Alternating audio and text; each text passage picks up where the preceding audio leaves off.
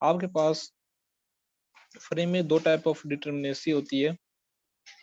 एक होता है आपके पास एक्सटर्नल डिटर्मिनेसी, या आप लोग क्यों मुझे बार बार आप लोगों को म्यूट करना पड़ेगा? तो मेरे पास ये ऑप्शन है कि फिर आपको आप अपने आप को फिर भी वो अनम्यूट भी नहीं कर सकते।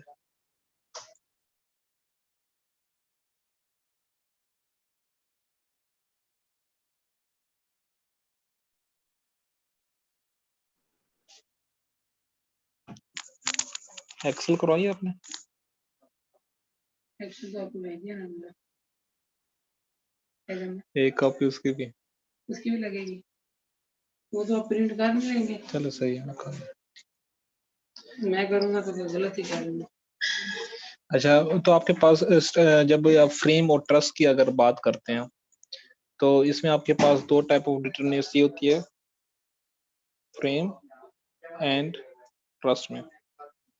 एक होता है एक्सटर्नल डिटर्मिनेसी, क्या आपके आपके लिए इस रिएक्शंस के लिए होता है कि फॉर एग्जांपल एक स्ट्रक्चर एक्सटर्नल डिटरमिनेंट स्ट्रक्चर है, तो इसका मतलब ये कि हम इक्विलिब्रियम की इक्वेशन के साथ हम इसके रिएक्शंस निकाल सकते हैं, यानी इसके लिए फार्मूला R-3n। एक होता है इंटरनल डिटर्मिनेसी,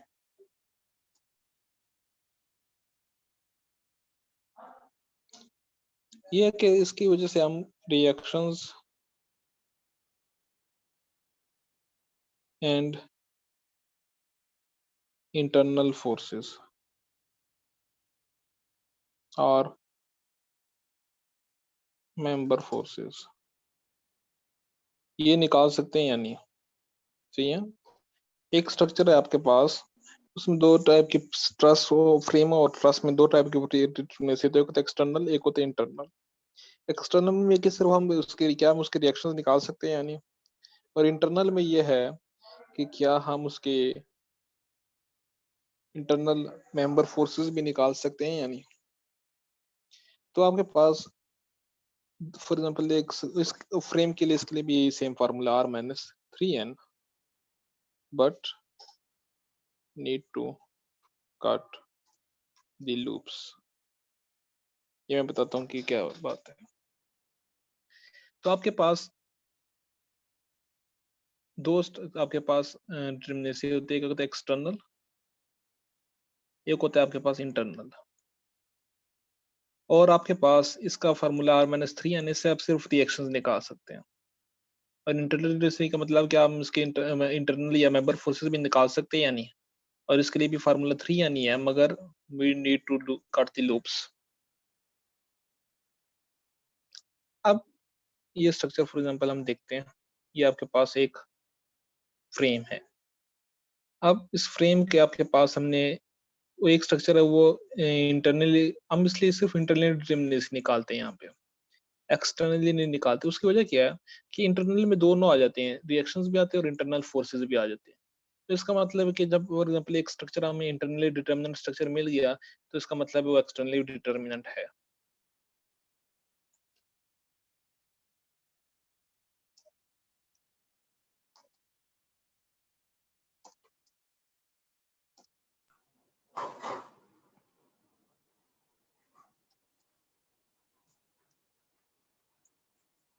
तो हम लूप्स क्या होते हैं, जो आपके पास इस तरह के जिसका स्टार्टिंग और एंडिंग पॉइंट हम मिला सकते हो, सही है ना। फॉर एग्जांपल ये लूप है, फॉर एग्जांपल यहाँ से मैं शुरू करता हूँ, तो यहाँ से वापस में मैं लूप बना के आ सकता हूँ without going to the joints. For example यहाँ से मैं जाता हूँ तो मैं वापस नहीं आ सकता इस पॉइंट पे, सही है ना, तो यहाँ पे लूप नहीं है। तो जब आपके पास ये इस तरह का गोल लूप बन रहा हो, स्क्वायर या रेक्टेंगुलर शेप्स बन रही हो, तो इसको कहते हैं आप लूप्स। तो फ्रेम में हम जितने भी लूप्स होते हैं, सबसे पहले ये सिर्फ हम इंटरनल पढ़ते हैं। एक्सटर्नल तो वही सिंपल है, आपके पास R-3 एंड फॉर एग्जांपल इसके टोटल नंबर ऑफ रिएक्शंस कितने हैं, 1 2 3। 3 है सर। तो 3 - 3 आपके पास कितना हुआ, 0। 0। अब ये एक्सटर्नली डिटर्मिनेंट स्ट्रक्चर है, मगर हमने इंटरनली निकालने के क्या इसके में मेंबर फोर्सेस भी निकाल सकते हैं, या नहीं। अब इसके लिए मैंने सबसे पहले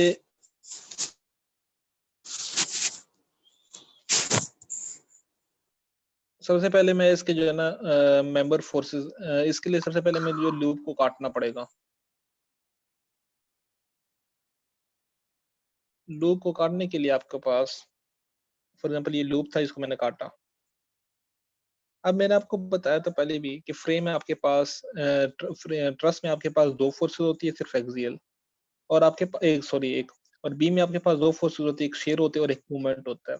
जबकि आपके पास फ्रेम में 3 टाइप ऑफ फोर्सेस होती है, एक शेयर भी होता है, एक्सियल भी होता है और मूवमेंट भी होता है। तो हर पॉइंट पे आपके पास ये 3 किसमें फोर्सेस 3 होते हैं सर? फ्रेम में। फॉर एग्जांपल ये मैंने पढ़ाया था आपको, ये कि आपके पास ट्रस में सिर्फ एक एक्सियल फोर्स होता है, सही है ना। फ्रेम में आपके पास बीम्स में आपके पास दो फोर्सेस होती है, तो बेंडिंग मोमेंट होता है, आपके पास शेयर फोर्स होता है। और फ्रेम में आपके पास तीनों फोर्सेस होती है, शेयर भी होता है, एक्सियल भी होता है, बेंडिंग मोमेंट भी होता है।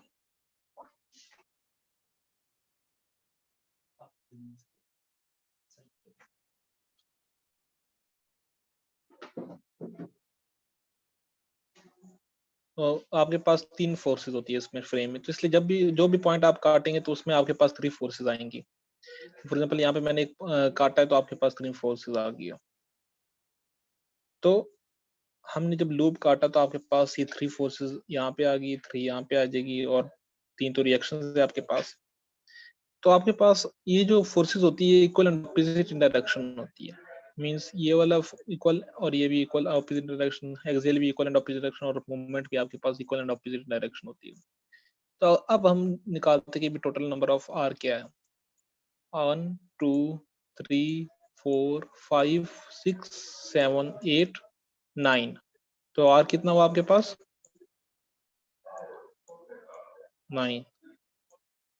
सही है, आई समझ को अपनी? नहीं समझ आई सर। हाँ।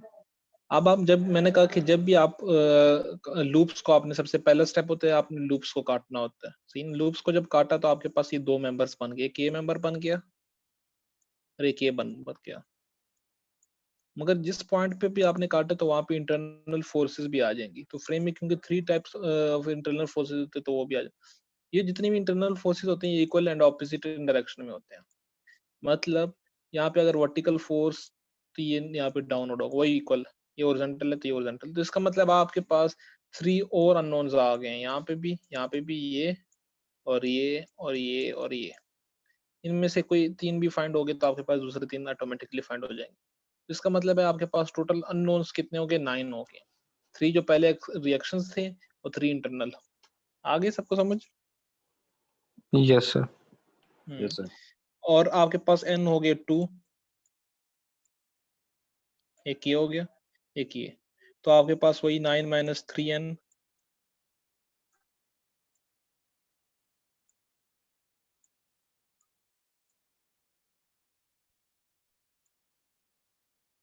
तो इसका मतलब ये 3 डिग्री से इनडिटरमिनेट स्ट्रक्चर है इंटरनली। यानी इसके हम इंटरनल फोर्सेस, मेंबर फोर्सेस वगैरह नहीं निकाल सकते। इसके हम रिएक्शंस तो निकाल सकते हैं कि भी एक्सटर्नली डिटरमिनेट स्ट्रक्चर है, मगर ये इंटरनली इनडिटरमिनेट स्ट्रक्चर के भी हम इसके मेंबर फोर्सेस नहीं निकाल सकते। तो उसके लिए फर्स्ट स्टेप ये होता है कि हम लूप्स को काटते हैं, फिर उसके बाद हम नंबर ऑफ जी सर ये N2 किस तरह है? वो कल हमने ये पढ़ा था कि उसमें पिन में आता है 2। जी जी, ये मैं कह रहा हूँ ना तो कि ये वो हमने पढ़ा था बीम के लिए। जी सर। नहीं, बीम के लिए पढ़ा था। आज हम पढ़ रहे हैं क्या कहते हैं, फ्रेम्स। फ्रेम्स पढ़ रहे हैं ना। फ्रेम्स में जो जी नंबर सर। ऑफ मेंबर्स, वो जो हम जो n number is equal to 2 जो है ना, ये वाला, ये सिर्फ एक्सटर्नल के लिए होता है। किसके लिए होता है? एक्सटर्नल के लिए, कि जो हमने हिंज को लेते हैं। सही है। इंटरनल के लिए आपने फॉर एग्जांपल जब लूप्स को काटा तो ये एक हिस्सा बना, इसमें हम तीनों, अब क्योंकि हम ये तीनों रिएक्शंस ले रहे हैं ना इंटरनल, तो जी इसलिए हम सर। इसमें इसलिए हम sigma f x is equal to 0, sigma my is equal to 0, sigma m is equal to 0, ये तीनों यहाँ पे इक्वेशन लगा सकते हैं। अगर हम इसको ना लेते तो ना लेते, जिस तरह पिछले क्लास में था, तो रोलर पे हम जब काटते तो हम वो मूवमेंट नहीं लेते थे, इसलिए हम उसको एज मेंबर नहीं लेते थे। अब इस ये तीन फोर्सेस यहाँ पे भी हम इक्वेशन यूज कर सकते हैं और तीन यहाँ पे भी यूज कर सकते हैं, क्योंकि हम ये जो है ना इंटरनल फोर्सेस जब काटने के बाद आई उसको भी कंसिडर कर रहे हैं। जब इसको कंसिडर करेंगे तो आप इस पे अलग अलग से मेंबर फोर्सेस लगा सकते हैं। सही है, आपके पास इस तरह नंबर ऑफ जो है ना इक्वेशंस बढ़ जाती हैं। हिंजेस में क्योंकि आपके पास मूवमेंट जीरो हो जाता है तो इसलिए आप डायरेक्ट जो है ना उसको काट सकते हैं, मगर जब भी आपको फॉर एग्जांपल यहाँ बीच में अगर मैं मेंबर ऑफ बढ़ाना चाहता हूँ तो इसकी वजह से यहाँ पे जितने भी फोर्सेस आएंगे उसको हम कंसिडर करना जरूरी है, तब जाके हम इसको एज अ तीनों इक्वेशन वहाँ पे लगा सकते हैं। तो क्योंकि यहाँ पे तीन यहाँ पे लगेंगे, तीन यहाँ पे लगेंगे, तो टोटल आपके पास 6 नंबर ऑफ इक्वेशन हो जाएंगी और आपके पास क्लास ले रहा हूँ, एक मिनट सॉरी जी। नेक अफजल,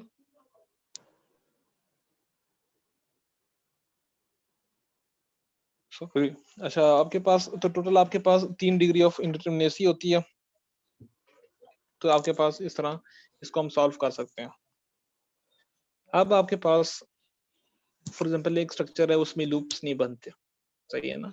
मैं इस स्ट्रक्चर की बात करता हूँ, इन्होंने यहाँ पे लूप्स यहाँ पे काटने की कोशिश की है मगर ये लूप्स यहाँ पे नहीं बन रहा।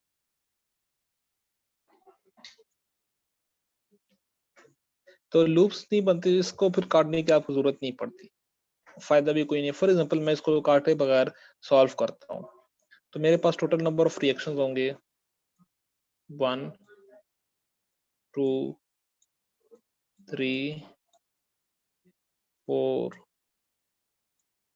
5 6 7 9। 8 9। इसका मतलब यार आपके पास 9 है, और क्योंकि सबको इसमें कोई भी इंटरनल हिंज वगैरह नहीं तो सबको एक ही मेंबर लिया हमने, एन आपके पास 1 होगा।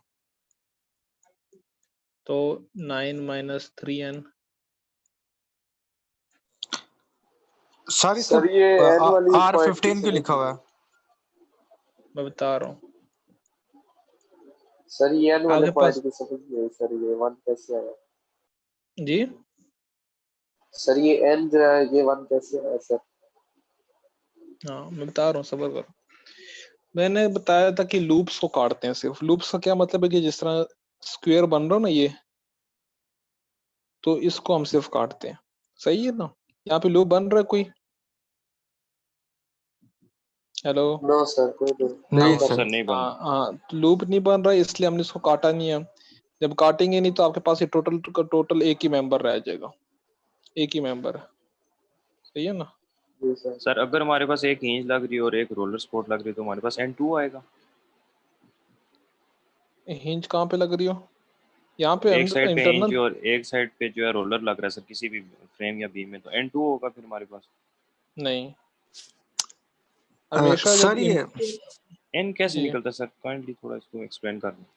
अच्छा, 1 नहीं होगा, N1 होगा।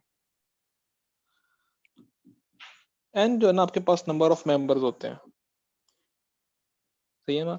अब नंबर ऑफ मेंबर्स एन असल में ये बताता है कि भी आप कितनी दफा नंबर ऑफ इक्वेशन यूज कर सकते हैं इक्विलिब्रियम की, सही है ना। अब ये स्ट्रक्चर इसको मैंने लूप्स में जब काटा तो यहाँ पे भी मैं एक दफा ये एक मेंबर बन गया और यहाँ पे भी एक मेंबर बन गया। यहाँ पे भी मैं इक्विलिब्रियम की 3 इक्वेशन यूज कर सकता हूँ यहाँ पे भी, तो इसका मतलब एन आपके पास 2 हो गया, सही है। अब ये वाला स्ट्रक्चर है, इसको मैंने काटा नहीं है, ये इसको अब रहने दे, अभी इसको फिलहाल रहने दे।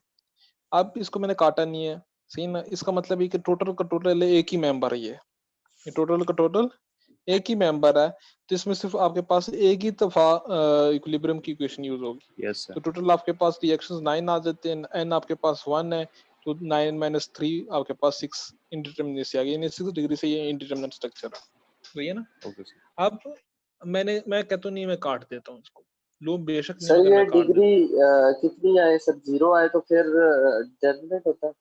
हाँ, डिटरमिनेंट स्ट्रक्चर? स्ट्रक्चर है जीरो। हाँ, 0। 0 डिग्री का डिटरमिनेंट स्ट्रक्चर होता है। इसका ये मतलब है कि भी हम उसको इक्विलिब्रियम की इक्वेशन से सॉल्व कर सकते हैं। अगर 0 ना आए तो इसका मतलब इक्विलिब्रियम की इक्वेशन से हम उसको सॉल्व नहीं कर सकते, सिंपल। अब फॉर ओके एग्जांपल एक स्ट्रक्चर है उसमें इंटरनल लूप्स नहीं बन रहे, सही है ना, मगर फिर भी हम काट देते हैं। मैंने इधर भी काट दिया, इधर भी काट दिया। अब टोटल नंबर ऑफ रिएक्शंस कितने हो जाएंगे, क्योंकि जहां पे भी आप काटोगे ना तो वहां पे 3 रिएक्शंस ज्यादा हो जाएंगे, सही है ना, जहां पे भी आप काटोगे तो 3 ज्यादा हो जाएंगे, तो क्योंकि यहाँ पे इंटरनली 3 फोर्सेस आ जाएंगे। तो हमने यहाँ पे काटा तो यहाँ पे ये 3 मेंबर बन जाएंगे, 1 2 3, यहाँ पे भी काटा, यहाँ पे भी। टोटल नंबर ऑफ रिएक्शंस कितने हो जाएंगे, 1 2 3 4 5 6 7 8 9 10 11 12 13 14 15 रिएक्शंस आ गए। नंबर ऑफ मेंबर्स कितने होंगे, 3 हो गए। तो 5 माइनस 3 यानी क्या होता है, कितना हो जाएगा आपके पास, 6 आ जाएगा आंसर।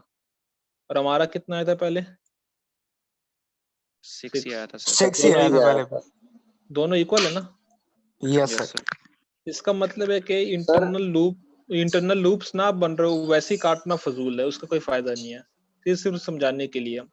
तो हमेशा आपने इंटरनल लूप्स को ही सिर्फ काटना होता है, इससे आपने नंबर ऑफ मेंबर्स ज्यादा करने होते हैं। जी कोई क्वेश्चन कर रहा था सर ये 3 सर कैसे है दूसरी इंटरनल रिएक्शन है जो जी, इसकी समझ नहीं आई सर। सर ये क्या कह रहे internal reactions 3, sir internal reactions जो है वो 3 कैसे है सर? हाँ ये मैंने अभी बताया कि हर ट्रस्ट में जो है ना, हर मेंबर पे एक इंटरनल फोर्स होती है, वो होती है एक्सियल फोर्स। इसी तरह बीम में 2 इंटरनल फोर्सेस होती है, bending moment and shear force. और हर फ्रेम में आपके पास इंटरनली 3 फोर्सेस होती है, shear force, axial forces and bending moment. मतलब हर मेंबर पे हर वक्त वहां पे शेयर फोर्स भी लग रही है, एक्सियल फोर्स भी लग रही है और बेंडिंग मोमेंट भी लग रही है। आपने वहां पे काटा, आपने उसको रिलीज किया, तो आपने वहां पे तीनों फोर्सेस जो है ना, ये आपके पास इक्विलिब्रियम की इक्वेशन यूज कर रहे हैं, इस पे अलग से यूज करें, इस पे अलग से यूज करें, वो तब भी मुमकिन है अगर आप इन तीनों को कंसीडर करेंगे। सिमिलरली जब हम फॉर एग्जांपल ये बीम की केस में पढ़ते थे, जब ये इंटरनल हिंज को हम अलग अलग सॉल्व करते थे, तो हम इसके जो इंटरनल फोर्सेस इसकी वजह से आते थे उसको भी कंसीडर करते थे। Okay sir. एक मिनट सॉरी।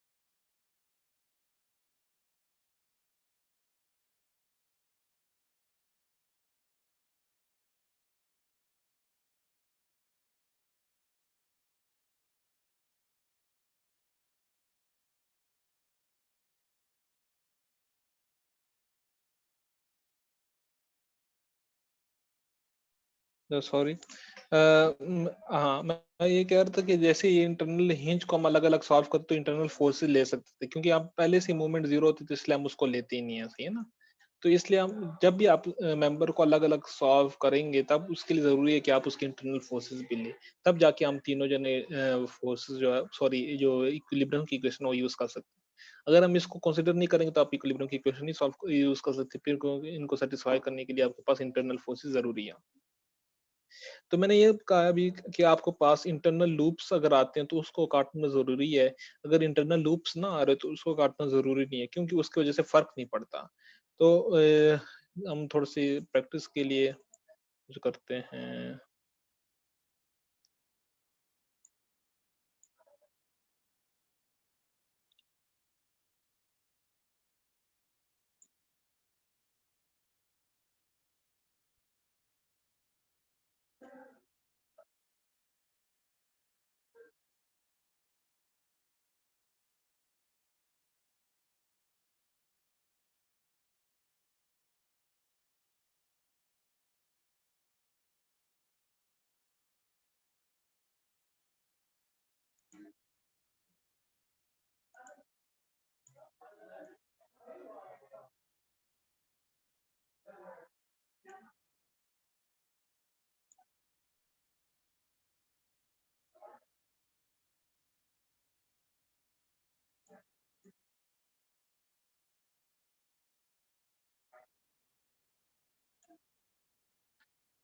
सबको ये मेरी पीडीएफ बुक नजर आ रही है?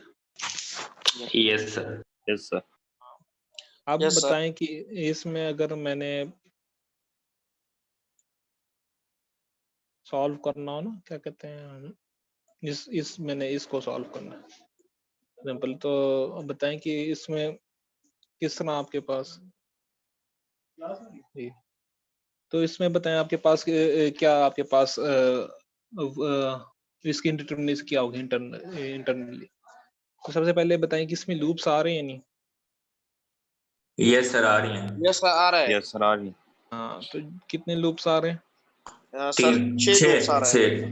हाँ, तो हमने ना 2 कट लगाने हैं, एक ये कट लगा देना और एक ये कट लगा, सही है। अब यहाँ पे टोटल नंबर ऑफ रिएक्शंस देखते हैं, एक ये आ जाएगा, 14 हो जाएंगे। एक ये रिएक्शन हो जाएगा, 3 यहाँ पे आएंगे, ये तो एक्सटर्नल 1 2 3 4 5 6 7। अब यहाँ पे भी 3 आ जाएंगे, 3 यहाँ पे, 3 यहाँ पे, 3 यहाँ पे, 3 यहाँ पे, टोटल इसी 24 तरह से। सिलेक्शन और आ जाएंगे सर। अब देखते हैं हम 3 6 31 9 12 15 18 21 24 इंटरनल आ गए हैं, 25 26 27 28 29 30 31। इसका मतलब और आपके पास कितना आ गया? 31 31। नंबर ऑफ मेंबर्स कितने होंगे?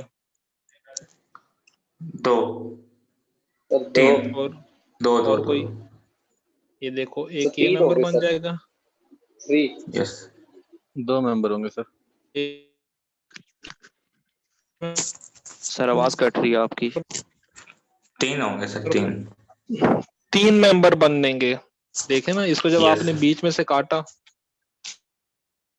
सही है ना, तो आपके पास एक तो ये मेंबर हो गया अलग, ये वाला, एक ही बीच वाला मेंबर अलग हो जाएगा और ये वाला भी अलग हो जाएगा। आपने समझो एक आरी लिया और उसको काट दिया, तो इसके कितने हिस्से बनेंगे?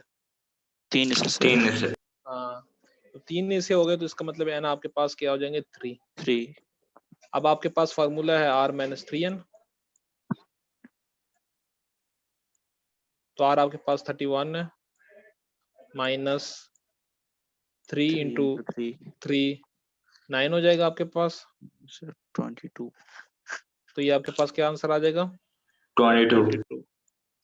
इसका मतलब ये internally by 22 degree indeterminate structure है, सही है ना। Yes sir. तो इसलिए आपने जो है ना, जब भी फ्रेम्स को सॉल्व करना है, तो आपने सबसे पहले लूप्स देखने हैं, उन पे एक वर्टिकल काट लगाना है, और फिर उसके बाद देखने की भी नंबर ऑफ आर कितने आ गए और नंबर ऑफ मेंबर्स कितने बनते हैं, सही है ना। इससे नीचे वाली भी कर दूं सर, लास्ट पे आ रही है। ये वाला, यस सर। हाँ, तो ये बताएं इसमें कितने नंबर ऑफ लूप्स आ रहे हैं? 3 है सर। 1 2 3। 3। तो आपके पास कितने वो बनेंगे, नंबर ऑफ रिएक्शंस 4 कितने आ सर। जाएंगे? 4 सर। 1 और तो मेंबर 4 हो गए। 2 3 नहीं, वो एन नम की एन की और बात। 3 हो गए, और आपके पास ये इंटरनल 4 भी तो आ 5 जाएगा ना, 6। Yes sir. ये 15 3 सर। 6 नहीं 15 9 12 12 15 18 18 19 20 21। तो आर आपके पास क्या हो जाएगा? 21 एन कितना हो जाएगा? माइक कौन है? 3 4 सर। 3 4 4 4 और 4 होगा सर। 4 होगा सर।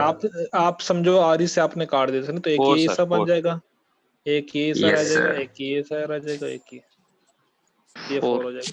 तो आंसर क्या आ जाएगा? 21 माइनस 8 3 इंटू 4 क्या बनता है? 12 8 आ जाएगा सर। तो ये आपके पास 9 आ जाएगा 9 9।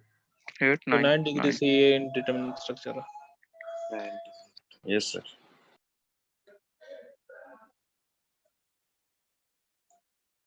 तो ये अब फ्रेम की डिटरमिनेशन निकालने के लिए अब हम करते हैं भी ट्रस के लिए। ट्रस के लिए भी वही सीन है कि भी एक्सटर्नल के लिए तो वही फार्मूला R-3n, मगर इंटरनल के लिए आपके पास जो है ना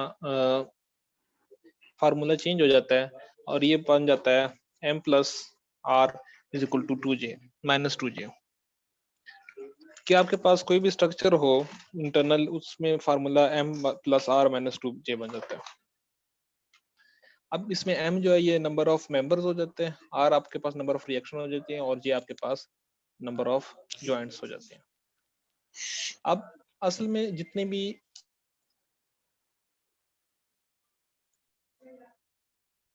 भी आपके पास मेंबर्स होते हैं, तो जितने भी आपके पास डिटरमिनेसी के लिए जो बेसिक रूल है वो एक ही रूल है कि unknown minus number of equation.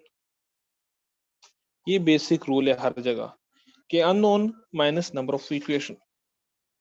अगर हम एक जॉइंट की बात करते हैं, सॉरी ट्रस की बात करते हैं, तो इसमें मैंने जिस तरह बताया था आपके पास, तो ना अननोन्स कितने होंगे आपके पास, हर मेंबर पे मैंने जिस तरह पहले एक फोर्स होती है यहाँ पे एक्सियल। Yes sir.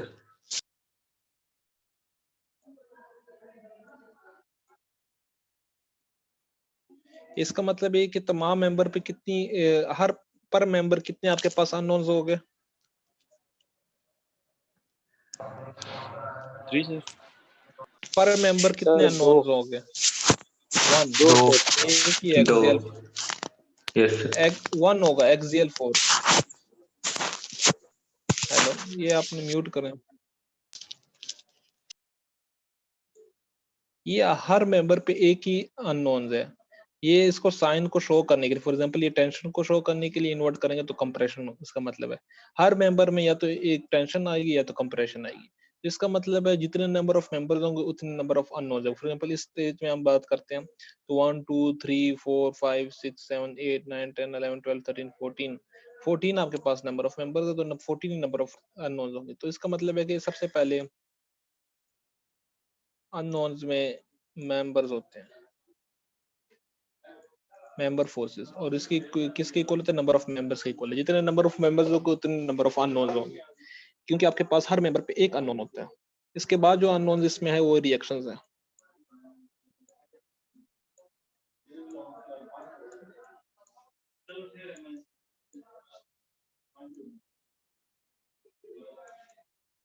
आपके पास क्या है? रिएक्शंस।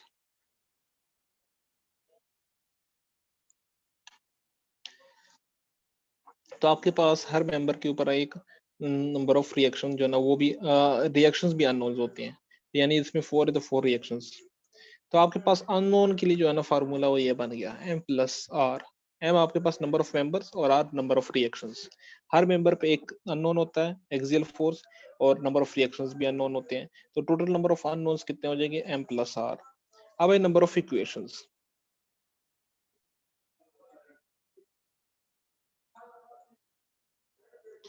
नंबर ऑफ इक्वेशन यहाँ पे लिखा है 2j, ये जॉइंट्स होते हैं।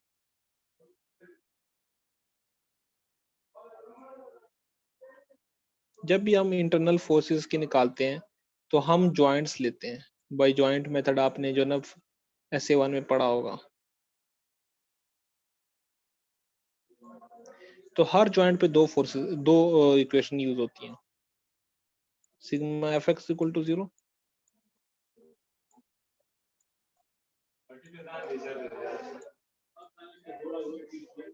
Sigma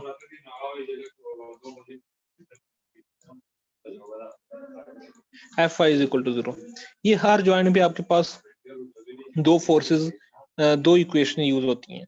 sigma m is equal to 0 किसी भी जॉइंट पे यूज नहीं होती है। उसकी वजह ये है कि जितने भी ट्रस में इंटरनल जॉइंट्स होते हैं ये इंटरनल हिंजेस होते हैं, सही है ना। तो इसका मतलब है कि आपके पास इंटरनल हिंजेस होते हैं।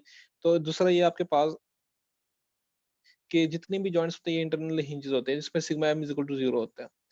तो इसलिए आपके पास सिर्फ दो ही इक्वेशन ही रह जाती हैं, एक होती है सिग्मा f इक्वल टू 0 और दूसरा सिग्मा m इक्वल टू 0। तीसरा ये कि आपके पास जितनी भी जॉइंट्स पे फोर्सेस आती हैं उसके लिए आपके पास जो perpendicular distance between force and axle होता है वो आपके पास 0 होता है, सही है ना।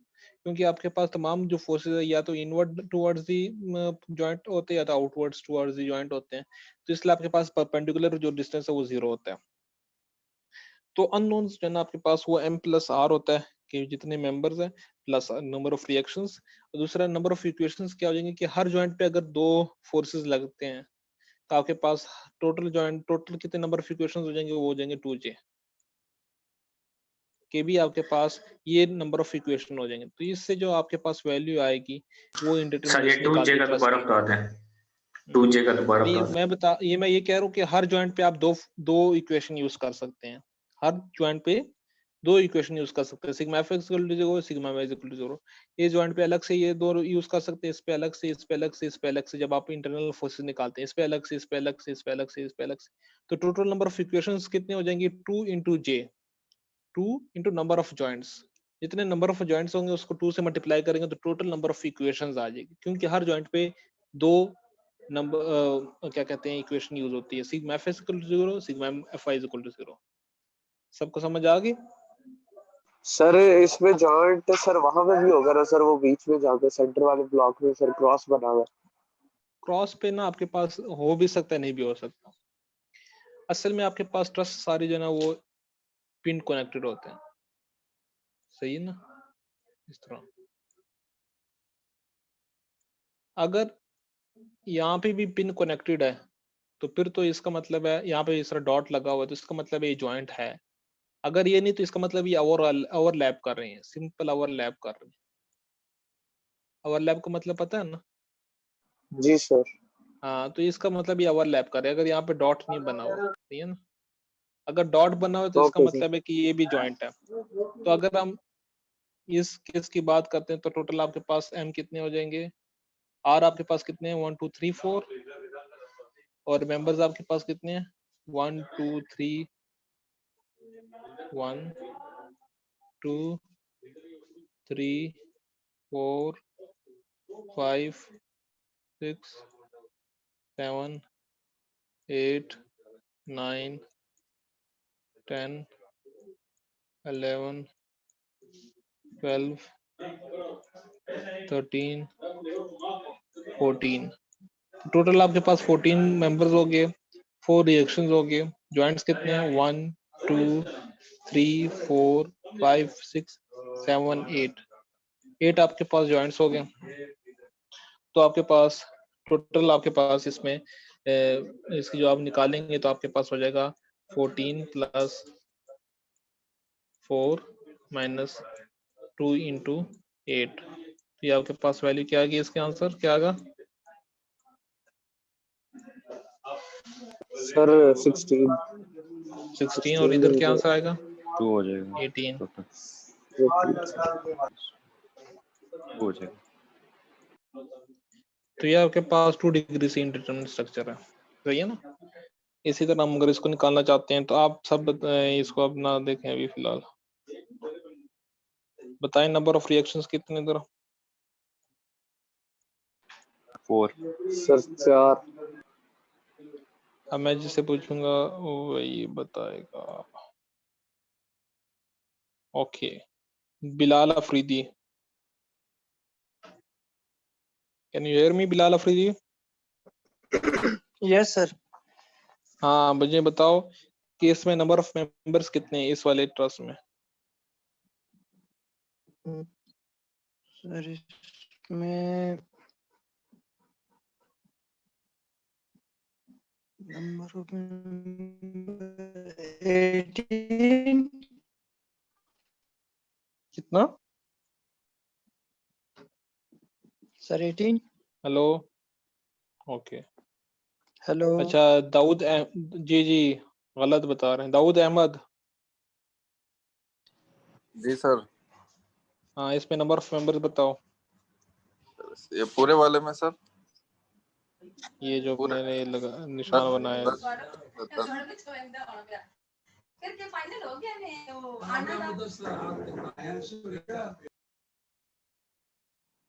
10 मेंबर है सर।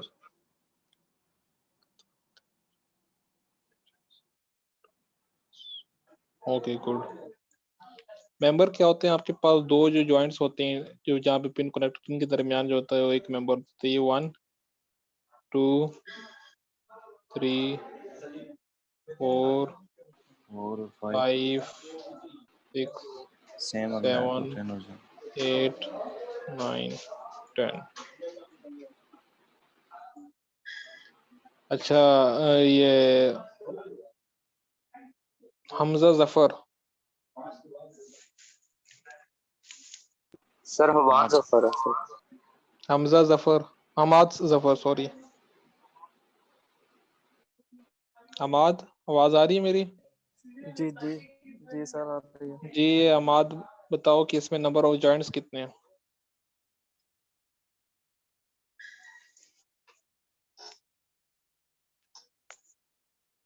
जी हमाद, सर किस पे? ये जो अभी कर रहे हैं हम, आप सोए हुए हो, इसमें एक ये दाऊद वाला भाई, दाऊद ने बताया कि भी इसमें 10 नंबर ऑफ मेंबर्स है, जॉइंट्स कितने हैं इसमें?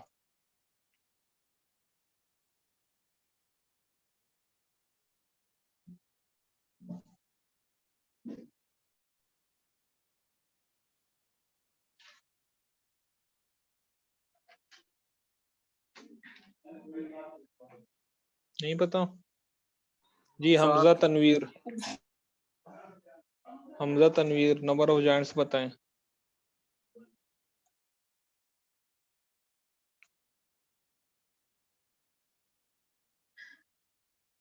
Hamza yes sir. जी बताओ नंबर ऑफ जॉइंट्स कितने हैं इसमें? 1 2 3 5 सर। 4 5। किसी और को पता हो? सर सात है 7 है सर, सर, सात 7 है सर, 7 है। 7 7 है है सर। सर। सात है सर। देखिए ये 1 2 3 4 5 6 7, सही है ना? तो ये इसका अब डिटरमिनेशन, अगर इसके इसके सर आवाज नहीं आ रही, डिस्टॉर्शन आ रही है सर। सर ये कोई आवाज और थोड़ी है, हैंग आ रही है। ये कोई और है, मेरी सही आ रही है।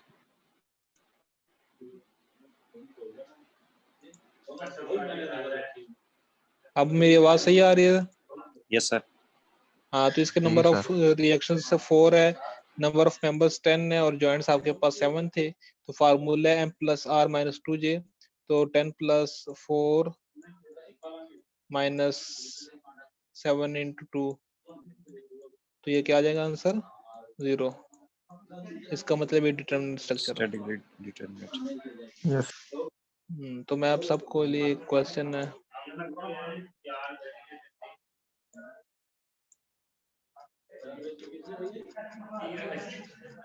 आपको पीडीएफ ये बुक नजर आ रही है सबको? Yes yes sir. Sir. Yes sir.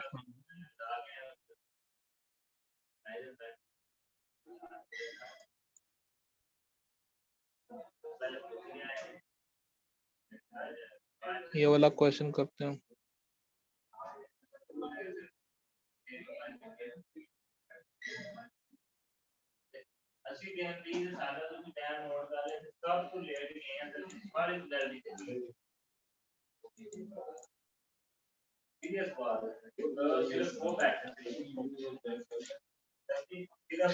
ये आपके पास एक है स्ट्रक्चर, आप मुझे बताएं सारे इसकी जो ना डिटरमिनेशन निकाले इंटरनली। सब्सिडी आप सबको रिएक्शन तो 2 मिनट 3 है, हो जाएंगे ना? 2 मिनट आपके पास, आप सब जो ना अपने कॉपी पे निकालने पे मुझे Yes.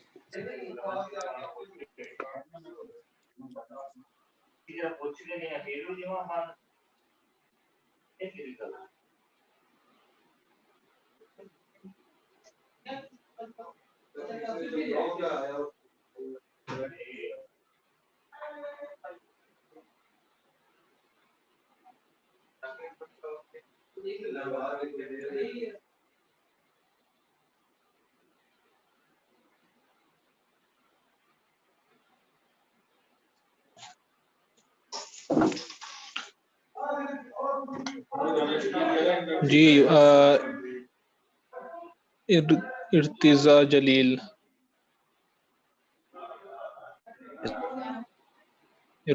क्या नाम है आपका? Yes sir. जी इर्तिजा नाम है sir. Sir 1 degree 1 degree sir indeterminate है सर। हाँ, पहले आप मुझे बताएं इसमें नंबर ऑफ रिएक्शंस कितने? 3 हो जाएंगे sir. Number of members sir number of member 12 है सर। अच्छा 1 2 3 4 5 6 7 8 9, ये तो 9 है। 9 कैसे सर सर, ये वो बीच ए वाले का भी तो बता रहा आएंगे है। ना। हैं? यस सर 9 सर है। वो बीच वाले भी तो आएंगे ना सर। ये 9 कैसे देखो नहीं सर? ये नहीं आएंगे। ये सारे क्या है, पिन कनेक्टेड है। यहाँ पे आपको कोई पिन नजर आ रहा है? Yes sir. नो तो सर। ये आपके पास असल में क्या है, सिर्फ ओवरलैप है। ये सारे एक दूसरे के ऊपर ओवरलैप है। ये सारा का सारा एक ही मेंबर है। ये सारा का सारा एक ही मेंबर है। इसी तरह ये सारा का सारा एक ही यस मेंबर है। सर ये भी यस। एक मेंबर है। ये ज्वाइंट भी हम नहीं लेंगे।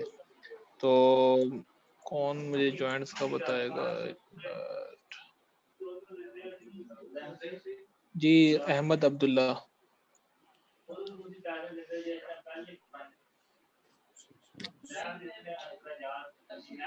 अहमद अब्दुल्ला।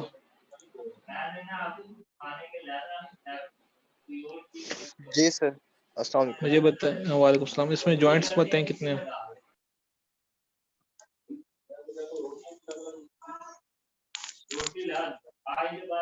सर 6 1 2 3 4 5 6 सही है ना?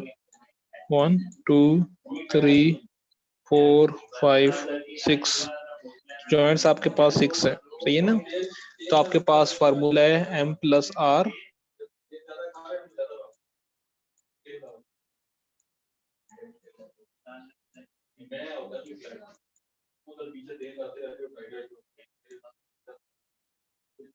जीरो आ जाएगा sir answer. Determinant yes sir 0 हो जाएगा डिटरमिनेंट। जी ये डिटरमिनेंट स्ट्रक्चर है। Yes sir. हाँ हम इसी को सॉल्व एक्सक्यूज करते मी सर। हैं।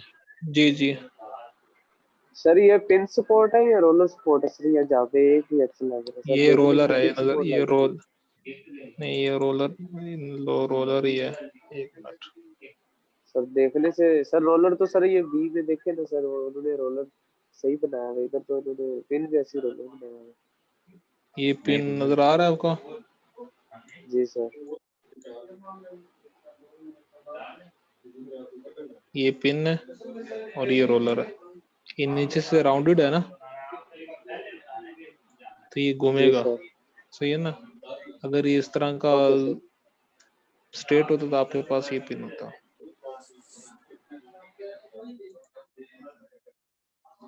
अच्छा अब मैं क्या करता हूँ कि इसके बीच में ज्वाइंट लगा देता हूँ। क्या लगा देता हूँ? ज्वाइंट। तो आप मुझे बताएं कि सारे कि इसके नंबर ऑफ मेंबर्स क्या होंगे? 12 हो जाएंगे अब। अब 12 हो जाएंगे सर। 12 हो जाएंगे। हाँ, जॉइंट भी ज्वाइंट साथ हो 7 हो जाएंगे। जाएंगे जॉइंट एक बढ़ जाएगा। हाँ तो और आपके 1 पास डिग्री अब जो है ये तो पहले 12 हो जाएंगे सर। 1 डिग्री पहले सर ये आपके हो पास जाएगा कितने थे?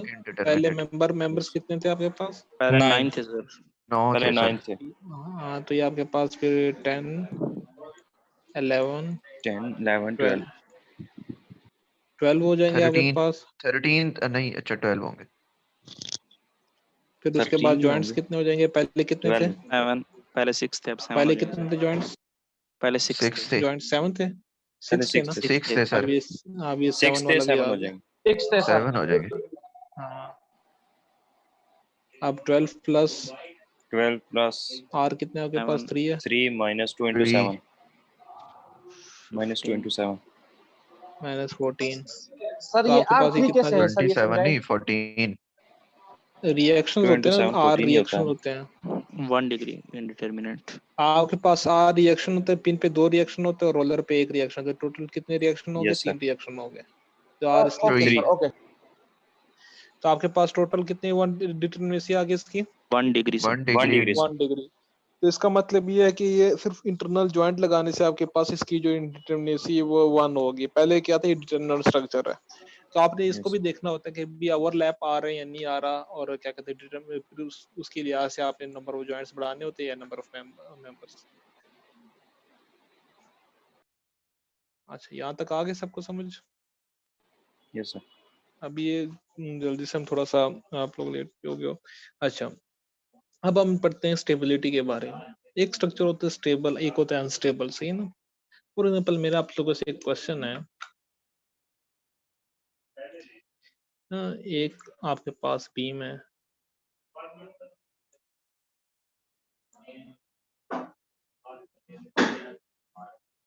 यहाँ पे पिन कनेक्शन है और यहाँ पे रोलर कनेक्शन है। इसमें मैं एक फोर्स लगाता हूँ, इसी तरह मैं एक और बीम बनाता हूँ,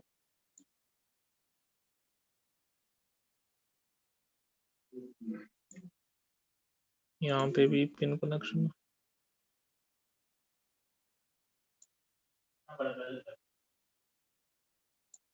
यहाँ पे भी रोलर,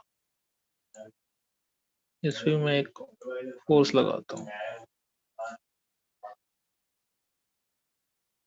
नहीं सॉरी, यहाँ पे नहीं हो मैं, गया सर? हाँ नहीं, एक यहाँ पे भी मैं रोलर बन लगा लेता हूँ,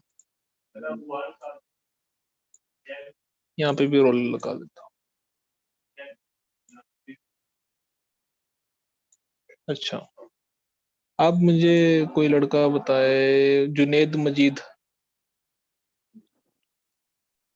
जी सर। हाँ, मुझे ये बताएं कि इन दोनों में से कौन सा स्ट्रक्चर स्टेबल है? सर ये जो पहले वाला वो स्टेबल होगा ना? ये स्टेबल है, जी सही है सर, ना? पिन स्पोर्ट और रोलर स्पोर्ट वाला। अच्छा, अब मैं इसके अगर कैपेसिटी है 50, कैपेसिटी क्या है 50, मैंने लोड लगा दी इसके ऊपर 51, अब ये कोलैप्स कर गया। हसन अहमद। Yes sir, Hasan Ahmad. जी, आप हसन अहमद, सॉरी। तो आप मुझे जी बताएं कि क्या अभी भी ये स्टेबल है या नहीं? अगर इसकी 50 कैपेसिटी, तो मैंने 51 लगाया, एक टूट गया।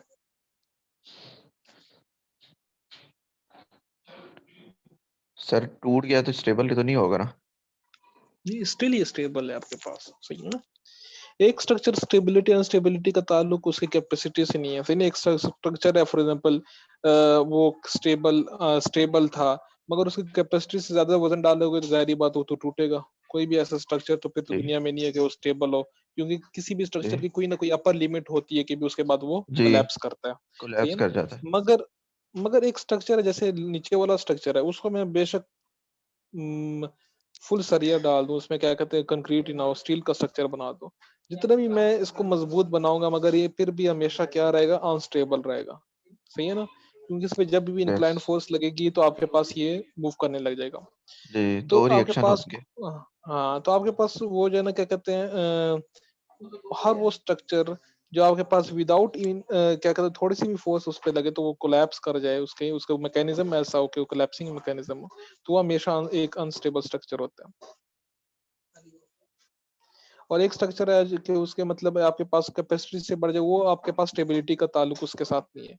जिस तरह ये नीचे वाला स्ट्रक्चर है, एक अनस्टेबल स्ट्रक्चर है, तो जैसे मैं एक बिल्डिंग बनाना चाहता हूँ और उसके नीचे मैं सारे रोलर लगा दूं, तो वो स्ट्रक्चर जो है ना, वो एक ना, वो उस पर थोड़ी सी भी फोर्स लगेगी, कोई भी उसमें मूव करेगा तो वो क्या हो जाएगा, कोलैप्स हो जाएगा। तो इसलिए आपने हमेशा किसी भी स्ट्रक्चर को कोई डिजाइन करना हो तो आपने ये चीज देखनी होती है कि भी इस स्ट्रक्चर में आपके पास ये स्टेबल है या अनस्टेबल। तो इसके लिए कुछ चेक्स हैं, वो चेक्स हमने लगाने होते हैं और उसकी वजूहात भी होती है, नहीं कि सिर्फ चेक्स हैं। तो सबसे पहले आपके पास है पार्शियल कांस्टेंट। तो ये ना, पार्शियल कांस्टेंट का मतलब ये है कि आपके पास number of reaction is less than number of equation. जैसे हमने किया था अभी R-3n आ जाए, इसका आंसर अगर आ जाए 1, तो इसका क्या मतलब है, ये 1 डिग्री से क्या है, इनडिटरमिनेट स्ट्रक्चर है, इनडिटरमिनेट स्ट्रक्चर है ना। यस अच्छा, सर। अगर R- अच्छा मैं आपसे ये वाला जो नीचे वाला क्वेश्चन है ये वाला करते हैं। इसमें नंबर ऑफ रिएक्शंस कितने हैं? 2 और नंबर ऑफ इक्वेशंस कितने हैं? 3 तो आंसर क्या है? -1। -1 यस सर। आप मुझे ये बताइए डिटरमिनेंट स्ट्रक्चर है इंडिटरमिनेंट स्ट्रक्चर है? डिटरमिनेंट है। कोई इंडिटरमिनेंट वाला हो? मैं हूं ना सर। जी आप क्यों कह रहे हैं कि इंडिटरमिनेंट स्ट्रक्चर है?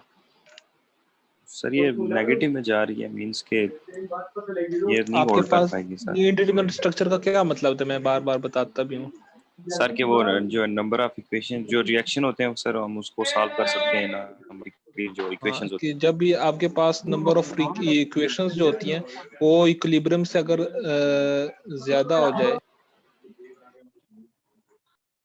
तो उस ऐसा स्ट्रक्चर जो होता है ना आपके पास वो इंडिटरमिनेट स्ट्रक्चर। मगर यहाँ पे तो number of reaction number of equation से लेस है। नंबर ऑफ रिएक्शंस अननोन्स जो हैं वो सिर्फ 2 हैं और नंबर ऑफ इक्वेशन तो 3 है। इसका मतलब है ये तो आराम से हम सॉल्व कर सकते हैं। ये तो एक तो होता है ना कि आपके पास नंबर ऑफ रिएक्शंस ज्यादा होते हैं, अननोन ज्यादा होते हैं, इक्वेशंस कम होती तब हम नहीं सॉल्व। मगर यहाँ पे तो उल्टा हिसाब है। यहाँ पे तो नंबर ऑफ रिएक्शंस कम है और इक्वेशन ज्यादा है। सही है ना? तो जब भी आपके पास जब आंसर नेगेटिव में आ जाए तो इसका मतलब ये इनडिटरमिनेट स्ट्रक्चर नहीं है बल्कि ये एक सर अनस्टेबल। ये स्टेबल हुआ ना, ये डिटर्मिनेंट होगा ना? डिटरमिनेंट इसमें नहीं आता ही नहीं। स्टेबल नहीं होगा, हाँ अनस्टेबल डिटरमिनेंट होगा। होगा। लेकिन सर अगर जी सर। -4 आ जाती है वैल्यू सर तो वो भी हाँ डिटरमिनेट होगा फिर। -4 किस माइनस तरह आएगी? -4 किस तरह आ सकती है यार? कहीं चलो से आ आ भी जाती है, गई फर्ज कोई करते हैं। नहीं, कोई मसला लेट्स नहीं है। सपोज। चलो सपोज आ गई है तो आपने उसकी डिटरमिनेसी तो बात की बात है। वो स्ट्रक्चर जैसी नेगेटिव में आंसर आ गया तो डायरेक्ट आपने कह देना कि अनस्टेबल है। ये क्या है? Okay sir. Unstable unstable. Structure. जब भी आपके पास किसी भी स्ट्रक्चर में रिएक्शंस जो है वो आपके पास नंबर ऑफ मेंबर से कम आ जाए तो इससे ये स्ट्रक्चर क्या होता है आपके पास सॉरी नंबर ऑफ इक्वेशन से कम आ जाए तो ये आपके पास अनस्टेबल होता है। अनस्टेबल। हाँ, अब इसकी वजह क्या है? असल में जो स्टेबिलिटी का ताल्लुक है ना वो इक्विलिब्रियम की 3 इक्वेशन के साथ है। अगर आपके पास तीनों इक्वेशन सेटिस्फाई होती है तो इसका मतलब है स्ट्रक्चर स्टेबल है। अगर नहीं होती तो इसका मतलब अनस्टेबल है। अब सर ज्यादा वाला तो मोर स्टेबल होगा। हाँ ज्यादा जितना रिएक्शन ज्यादा वाला तो और होगा स्टेबल। नहीं जरूरी नहीं है, वो भी पढ़ते हैं हम। मगर जितने रिएक्शन ज्यादा होते तो उतनी ज्यादा स्टेबिलिटी ज्यादा होती है। मगर उसमें भी 2 कंडीशंस होती है, जो नीचे वाली 2 कंडीशन है वो हम पढ़ रहे हैं। अच्छा अब मुझे ये बताएं कि इसमें तो मैं ये आपके पास वो इंक्लाइंड फोर्स लग रही है ना, sigma Fy yes is sir. Equal to 0 कर कह सकते हैं हम या नहीं? Yes sir. कह सकते हैं यस हम? सर। क्यों? इसका वर्टिकल सर नीचे कंपोनेंट वाले जो रोलर की हैं वो उसको 0 कर रहे हैं ना सर। हाँ 0 का। अच्छा sigma Fx is equal to 0 कह सकते हैं हम? No sir. क्यों? सर वो उसको मूव करवा देगा ना सर, यस क्योंकि सर। दूसरी साइड से कोई फोर्स इसकी नहीं लग रही इस हाँ डायरेक्शन। इसके जो आपके पास लोड आ रहा है इसके लिए आपके पास कोई रिएक्शन नहीं लग रहा, अनलिमिटेड इजाजत नहीं है, सिर्फ रिजल्ट के लिए। सिर्फ अपने रिजल्ट्स के लिए। इसका मुझे हिसाब देना पड़ता है प्रेसिडेंट साहब को, एक मिनट कितने यूज हुए किस किस काम के लिए।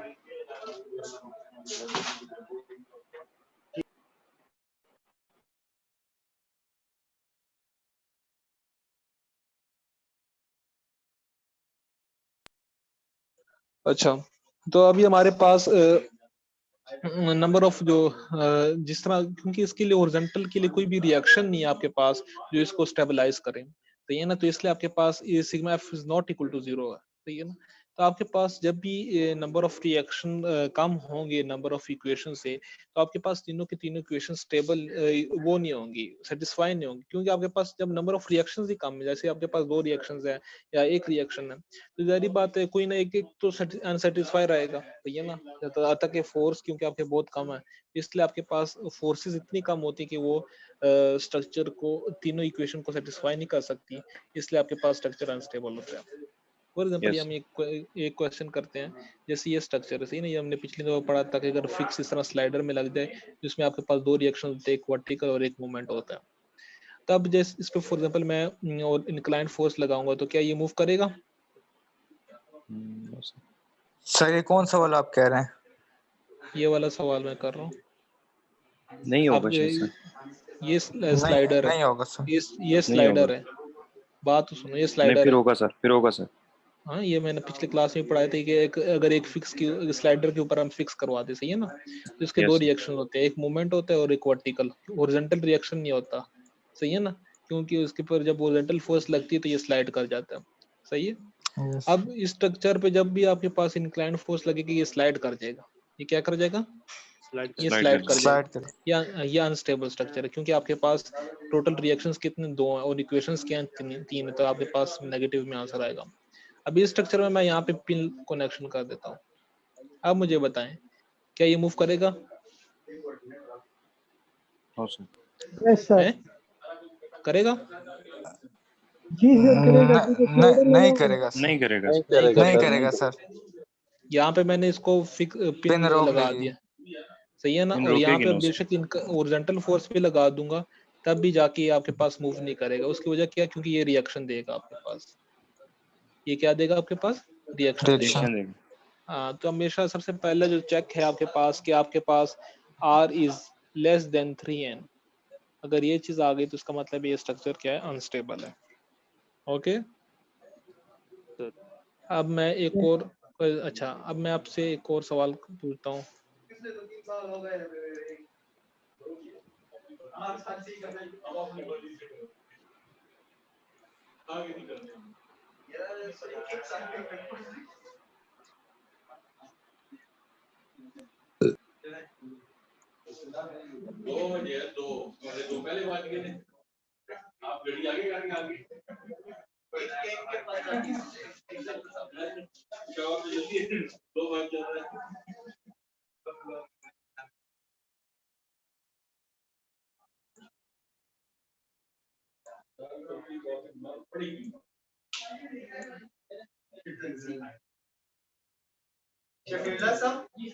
ये भट्टी साहब कुछ पूछ रहे थे,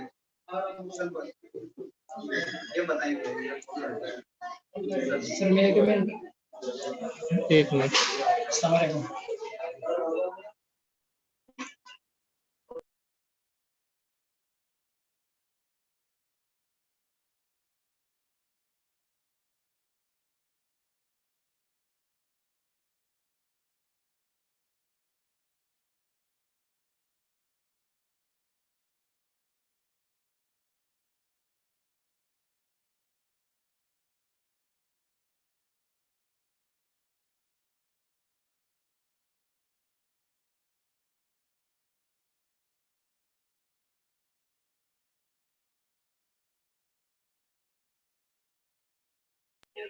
अच्छा, सॉरी।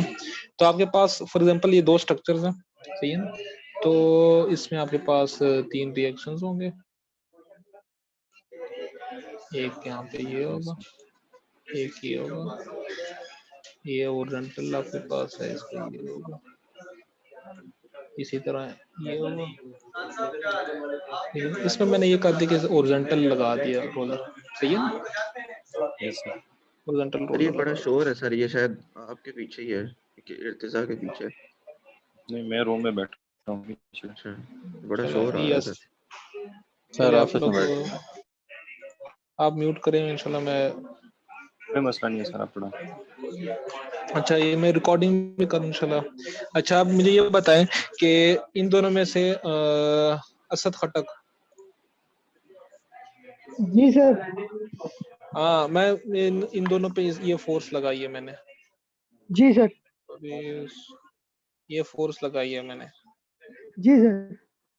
आप मुझे बताएं कौन सा स्ट्रक्चर अनस्टेबल है, कौन सा स्ट्रक्चर मूव करेगा? सर जो ऊपर वाला ये मूव करेगा और जो नीचे ये नहीं करेगा, अच्छा, क्योंकि कोई ऊपर और वाले बंदा? पे रोलर सपोर्ट है। अच्छा, सही है। कोई और बंदा? Bilal Afridi, yes sir. आप बताएं कि इस स्ट्रक्चर में इन दोनों पे इंक्लाइंड फोर्स लग रही है, कौन सा ये ओरिजेंटल मैंने रोलर लगाया, यहाँ पे वर्टिकल रोलर लगाया है, तो इन दोनों में से कौन मूव करेगा? सर ये ओरिजेंटल वाला मूव करेगा। ये वो ऊपर वाला, नीचे वाला? सर ये ऊपर वाला। अच्छा, और कोई? सर नीचे वाला मूव करेगा सर।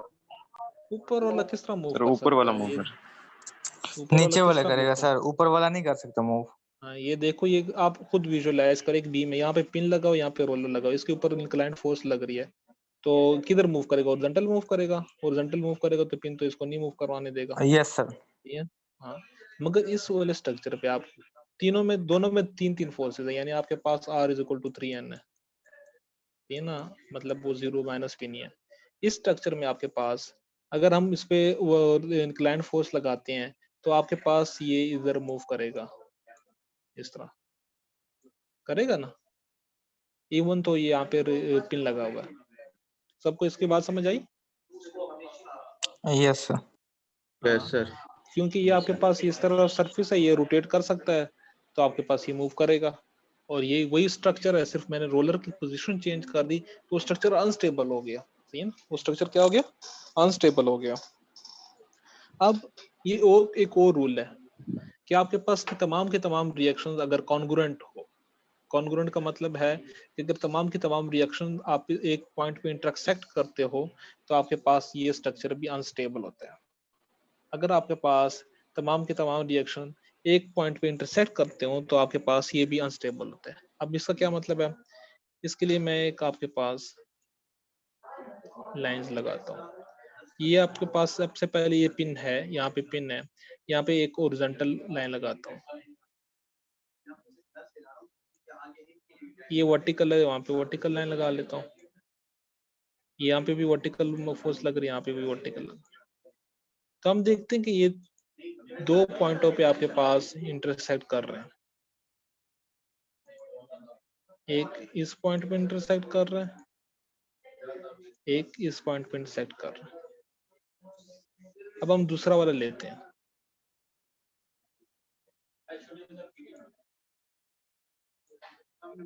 ये वर्टिकल फोर्स जा रही है, ये हॉरिजॉन्टल फोर्स जा रही है, और इसका भी हॉरिजॉन्टल जा रहा है।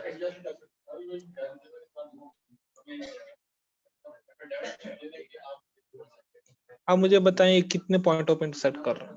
एक पॉइंट पे जी, ये एक पॉइंट पे इंटरसेक्ट कर रहे हैं। तो जब भी आपके पास तमाम के तमाम फोर्सेस को अगर एक्सटेंड करे और एक ही पॉइंट पे इंटरसेक्ट करे तो वो स्ट्रक्चर अनस्टेबल होता है। इसको कहते हैं हम इम्प्रॉपर कॉन्स्ट्रेंट। कि आपके पास इम्प्रॉपर कॉन्स्ट्रेंट में दो पॉइंट्स होते हैं, सही है ना? सर रिपीट कीजिए। अच्छा, इम्प्रॉपर कॉन्स्टेंट में दो पॉइंट्स होते हैं, कि के तमाम के तमाम रिएक्शन आपके पास कॉन्ग्रुएंट हो। क्या आपके पास अगर आप लोग खाओ, मैं बीच में आता हूं, अगर आपके पास तमाम के तमाम रिएक्शंस को आप एक्सटेंड करें और वो एक पॉइंट पे इंटरसेक्ट करें तो आपके पास ये स्ट्रक्चर जो होता है ये आपके पास अनस्टेबल स्ट्रक्चर होता है। सही है?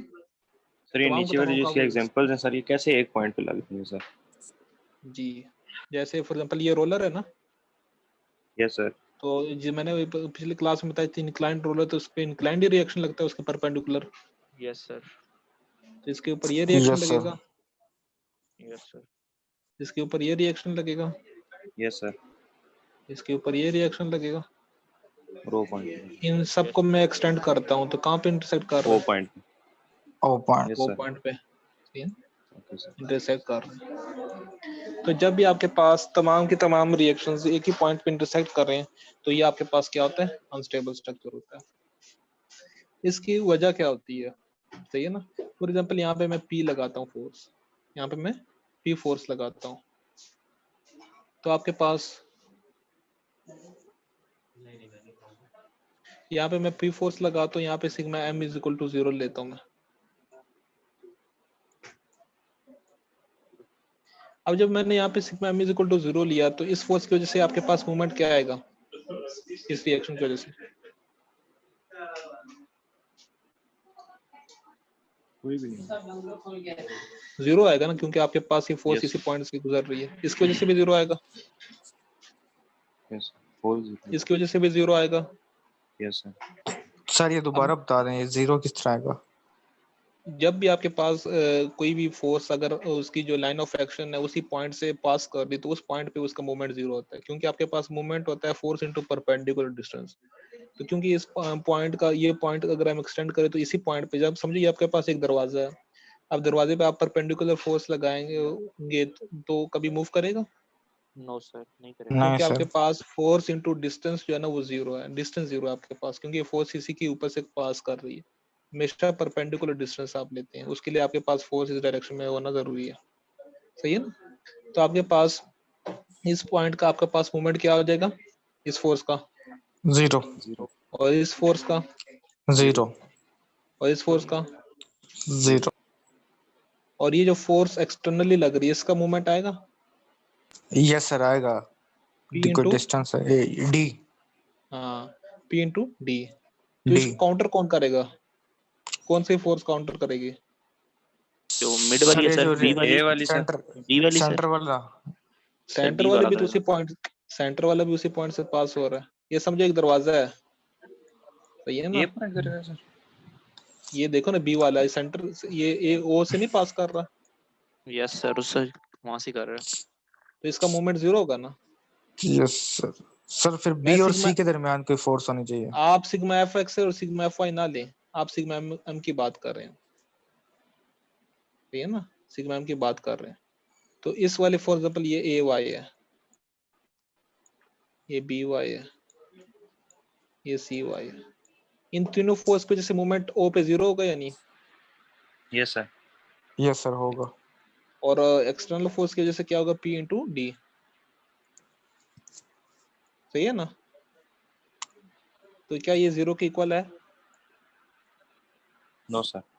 क्योंकि इसको काउंटर करने के लिए कोई भी फोर्स मूवमेंट नहीं लग रही, ऐसी बात है। Yes sir.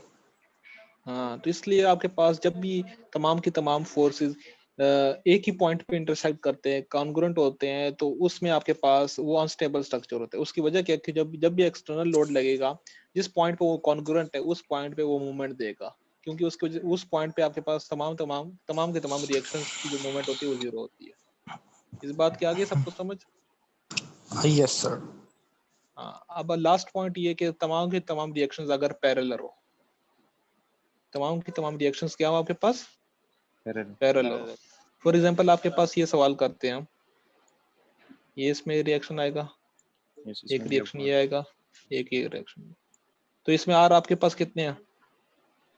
3। तो इसका मतलब है कि फर्स्ट वाला जो था कि are is less then 3n, वो सेटिस्फाई होता है?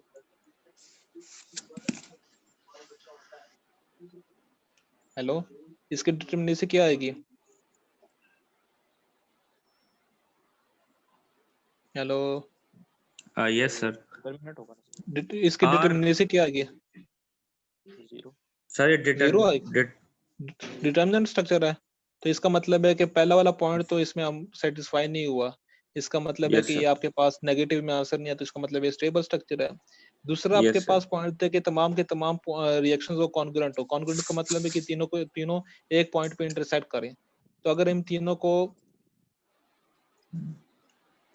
एक्सटेंड करते हैं तो क्या ये आपके पास एक पॉइंट पे इंटरसेक्ट करेंगे? No sir. नहीं सर, ये वाले नहीं करेंगे।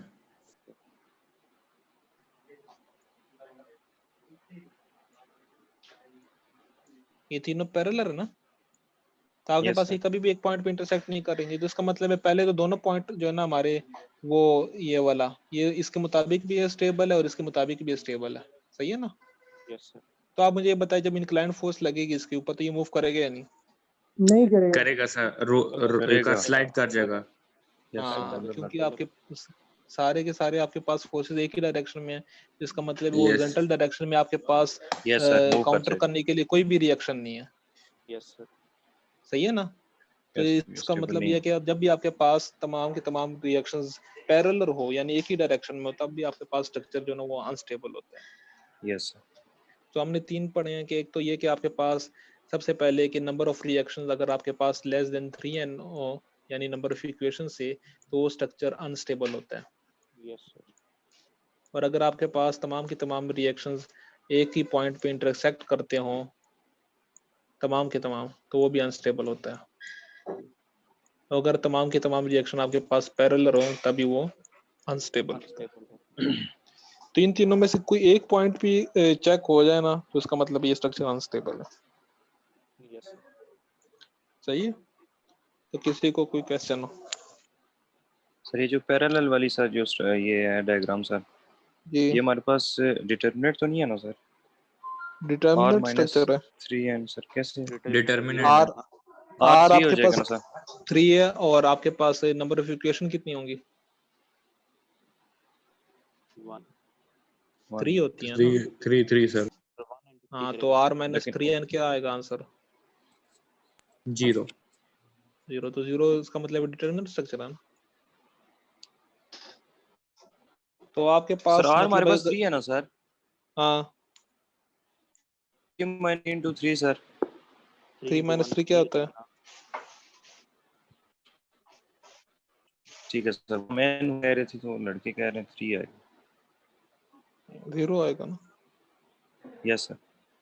तो आपके पास ये मतलब माइनस में आंसर नहीं है, इसका मतलब ये वाला पॉइंट भी इसका क्लियर है। दूसरा ये कि तमाम के तमाम रिएक्शन आपस में एक पॉइंट पे इंटरसेक्ट भी नहीं कर रही, ये वाला भी क्लियर है। मगर लास्ट वाला पॉइंट जो है ना ये आपके पास क्लियर नहीं है कि भी तमाम के तमाम रिएक्शन आपस में पैरेलल होने चाहिए। तो इसलिए आपके पास ये अनस्टेबल स्ट्रक्चर है। Okay yes sir. Okay sir. किसी का कोई क्वेश्चन हो?